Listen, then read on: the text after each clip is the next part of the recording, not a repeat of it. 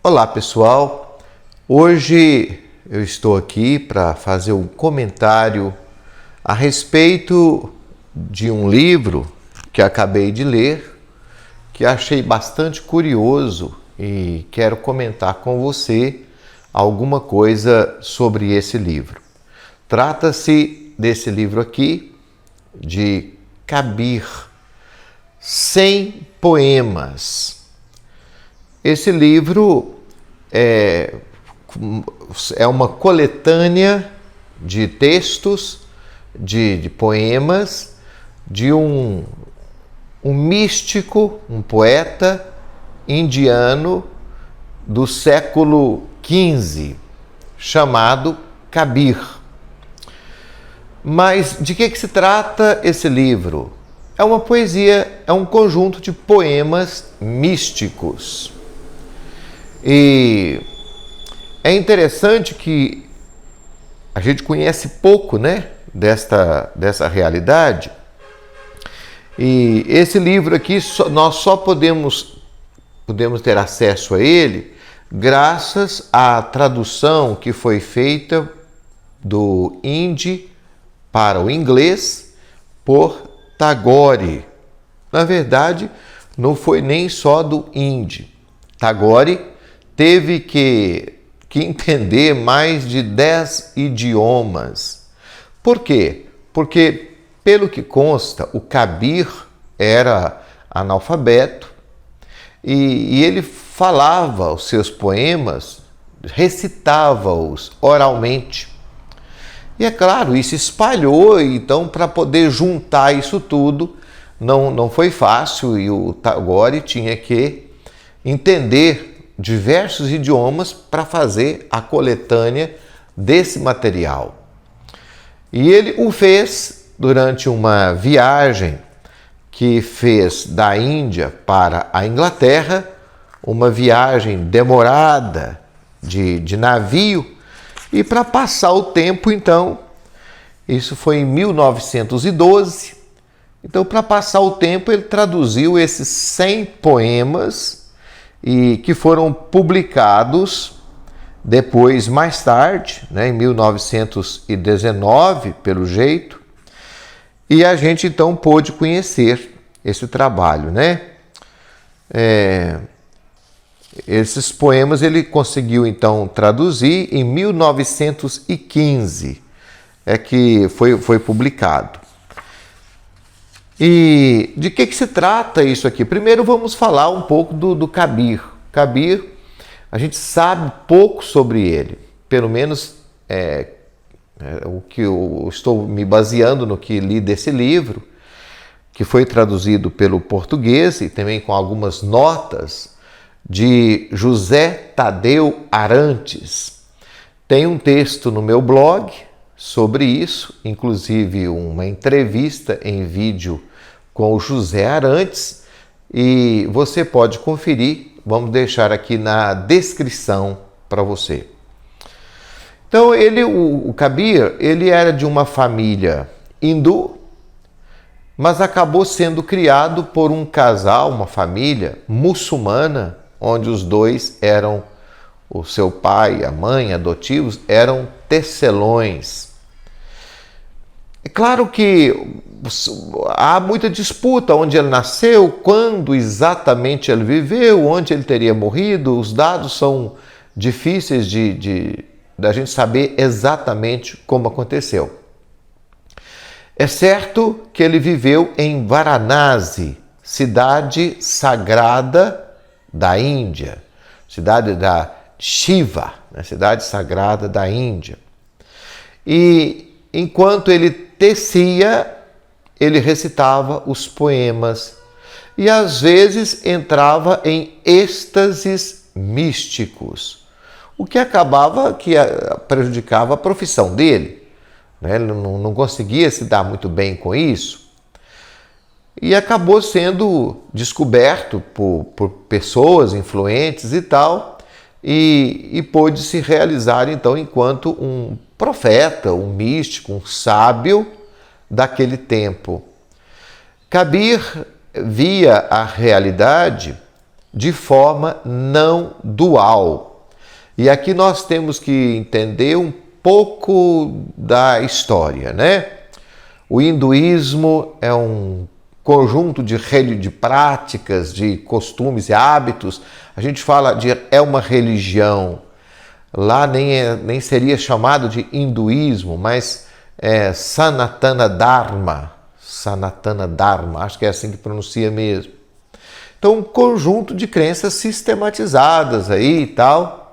Mas por causa do surgimento do budismo, o próprio hinduísmo parece que entrou numa certa crise, ou alguns valores foram sendo esquecidos, porque o budismo foi um questionamento profundo às práticas hinduístas.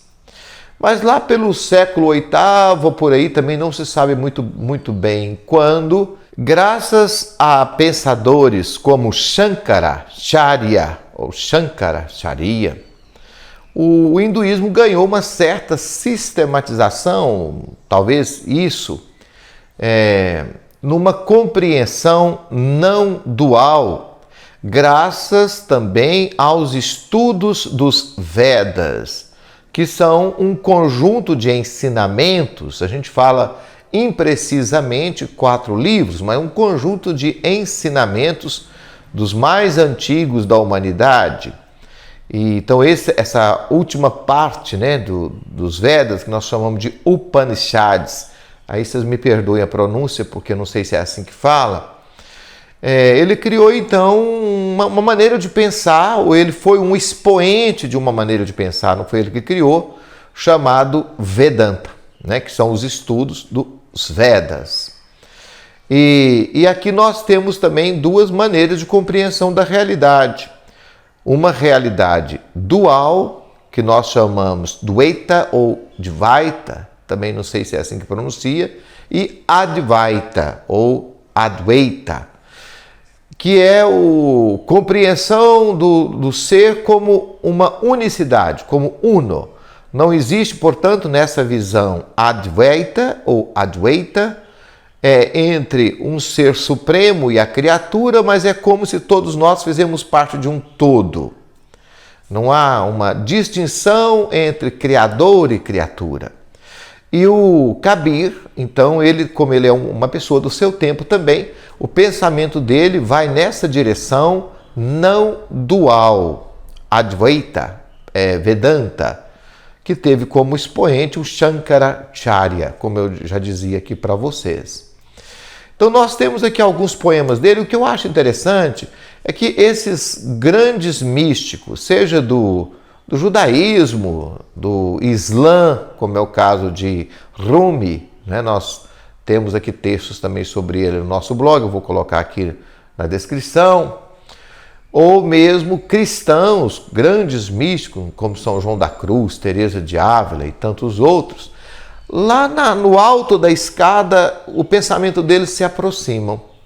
É como se eles tivessem subido uma escada por direções diferentes, mas que lá em cima eles se encontram.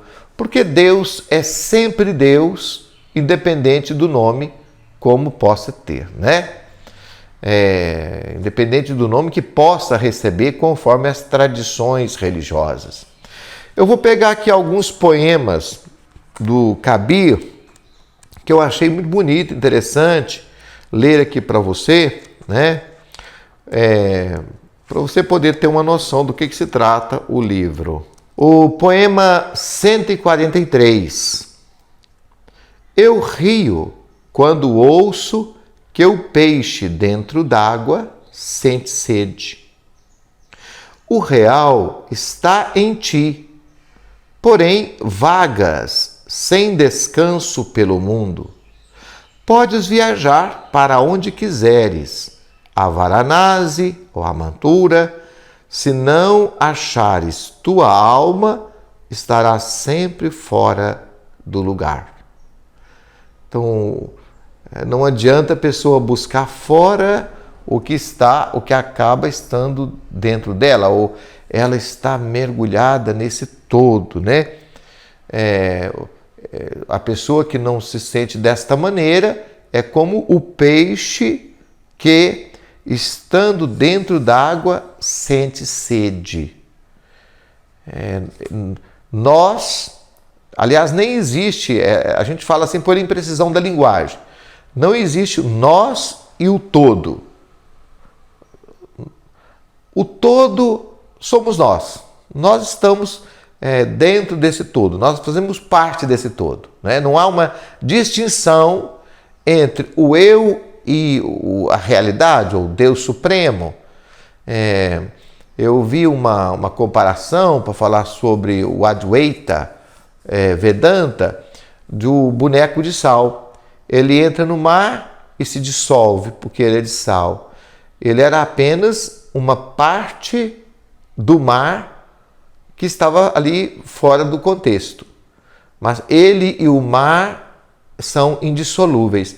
Então nós e o ser somos mais ou menos assim. Claro que isso aqui é uma visão oriental completamente da maneira como a grande maioria de nós entende a realidade e a vida de forma dual, né? Então esse aqui é o que eu acabei de recitar, é o poema 43.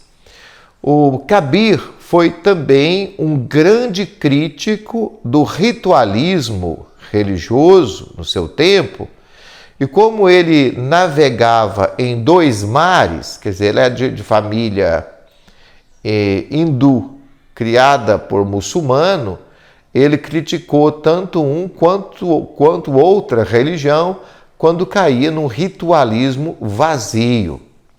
No poema 42, nós podemos perceber isso. Não há nada senão água nos banhos rituais. Sei que são inúteis, pois neles já me banhei. Os ídolos não têm vida, não podem responder. Sei que são inertes, pois clamei por sua ajuda. Os Puranas e o Corão mostraram-me palavras. Erguendo a cortina das palavras, eu pude ver. Kabir dá ouvidos à voz da experiência e sabe que tudo mais é falatório vão. Então aqui a gente percebe uma crítica ao ritualismo vazio, ou ao culto vazio, tanto de uma religião quanto de outra.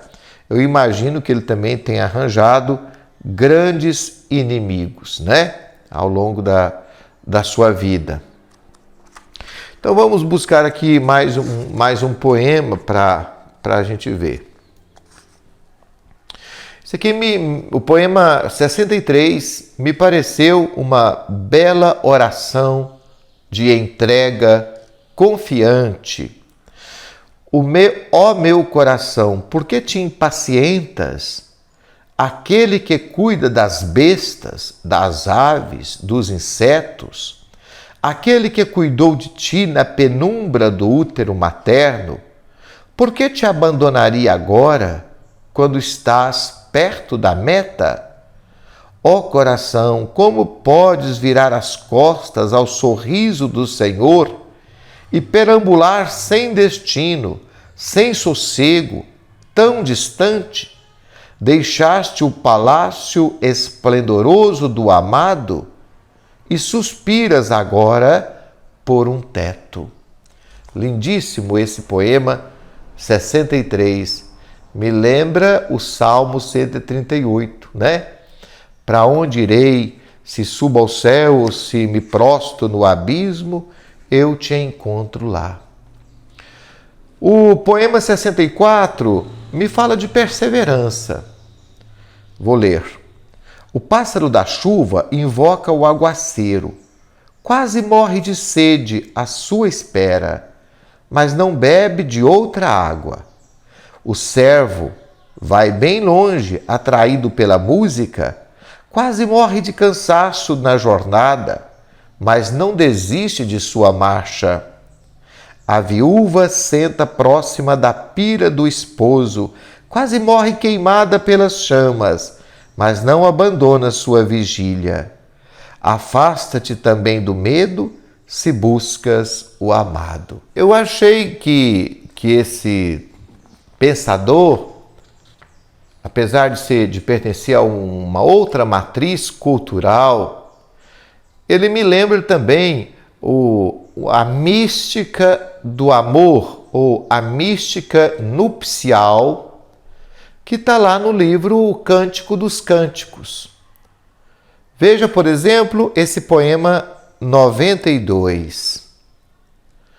À espera do esposo ausente, a esposa fia e tece. Suas mãos são bailarinas, rodopiando entre os fios. Ao encalço do amado, também eu crio um tecido. Minha roca diz: amor, meu tear, conhecimento. Dia e noite em meu ofício, me derreto de saudade.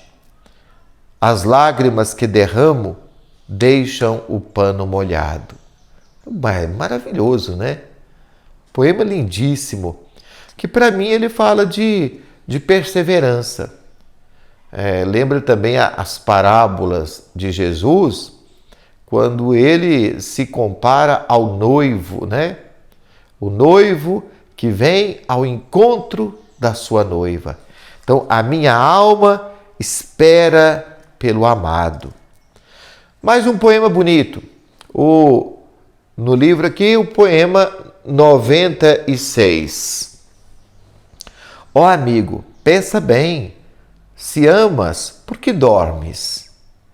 Se o achaste, por que não te entregas completamente? Se queres mantê-lo em teu coração, por que o deixas escapar? Por outro lado, se o sono te pesa nos olhos, por que perdes teu tempo alisando os lençóis e ajeitando os travesseiros? Kabir diz: falo-te das coisas do amor. Se por amor deves entregar a cabeça, o que esperas? Muitas vezes a gente perde tempo e navega fora do eixo, buscando a beleza que está em qualquer um outro lugar fora de nós, longe de nós. E se a pessoa está em Deus, não haveria nenhum motivo para inquietações ou preocupações.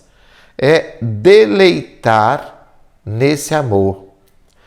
Ó amigo, pensa bem, se amas, por que dormes? Se o achaste, por que não te entregas completamente?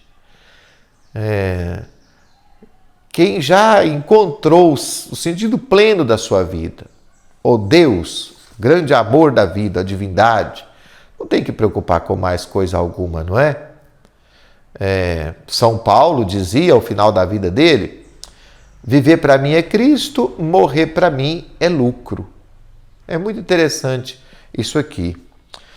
Mas um poema bonito, que eu achei que uma única estrofe valeria o texto inteiro. É o 97.